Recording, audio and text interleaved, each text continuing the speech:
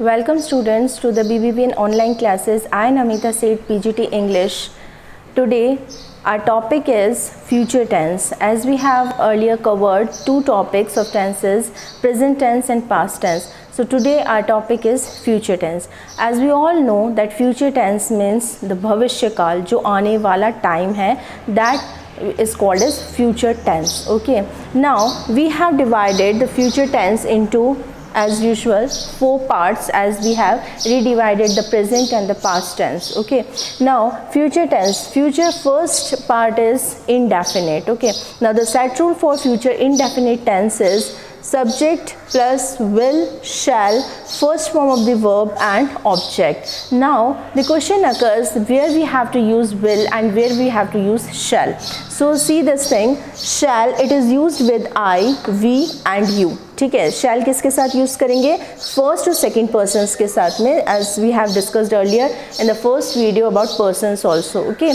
and will be used with he, she, it, they या कोई name, that is third persons. Okay, now this is a clear thing, that is ordinary thing. If we are using that he will complete his work, वो अपना काम करेगा, normal है sentence. ठीक है, या I shall sing a song, मुझे एक गाना, मैं एक गाना गाऊंगी. Okay, now what happens that in a case अगर ये vice versa हो जाए, यानी I के साथ अगर will यूज़ हो जाएगा तो क्या वो गलत होगा? No, the statement will be correct. Okay, but the thing is that if we are using I will sing a song, that means this sentence has a very definite thing, the surety is there. That means you have to do this thing, I will sing a song, यानी कुछ भी हो जाए I will sing a song. Okay, यानी उसमें एक बहुत ज़्यादा determination आ जाता है, surety आ जाती है उस टाइम की. Okay, so अगर हम बोलते हैं he shall go to the market, यानी कुछ भी हो जाए वो ये काम करेगा, he shall go to the market, यानी वो मार्केट जाएगा ही चाहे कुछ भी हो जाए. Okay, so I think I hope ये समझ में आया होगा आपको कि अगर ये कॉन्ट्राडिक्ट वाइस वर्सा हो जाता है तो इसमें श्योरिटी आ जाती है. Okay, now continue with future indefinite. I am taking example, I shall cook food, यानी मैं खाना बनाऊंगी. Okay, then he will pass in exams, वो एग्ज़ाम में पास हो जाएगा. ओके, सो आई थिंक इसमें कोई प्रॉब्लम नहीं है. Second thing is future continuous, यानी जो काम आने वाले समय में होगा. ओके, यानी अभी वो हुआ नहीं है, यानी हम फ्यूचर की बात करें, यानी आने वाले समय में वो काम कंटिन्यू करेगा, उस समय वो काम हो रहा होगा, उसे हम क्या बोलेंगे? Future continuous. Subject will, shall, be plus first form of the verb ing and object. So the example is I shall be going Mumbai tomorrow, यानी मैं कल मुंबई जाऊंगी.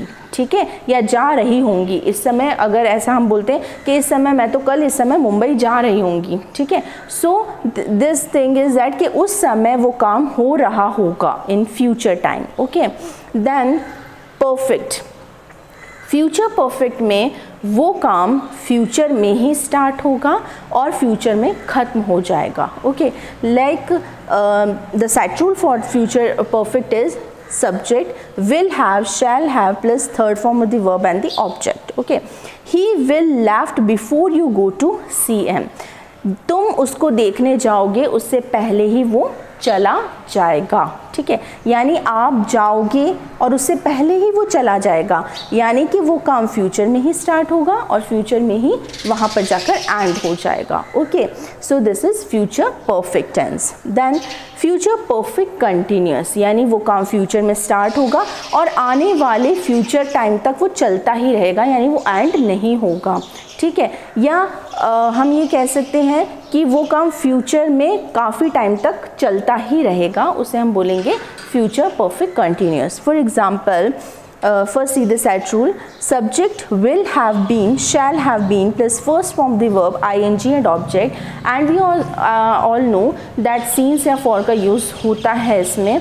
So by next March we shall have been living here for 4 years, यानी आने वाले मार्च तक हम यहाँ पर अपने 4 साल पूरे कर चुके होंगे, मतलब यहाँ रहते हुए आने वाले मार्च तक हमें 4 साल पूरे हो चुके होंगे. ओके, सो यानी कि हमने ये काम स्टार्ट किया और फ्यूचर, आने वाले फ्यूचर तक वो कंप्लीट नहीं होगा, वो चलता ही रहेगा. Okay, so this is about future tense.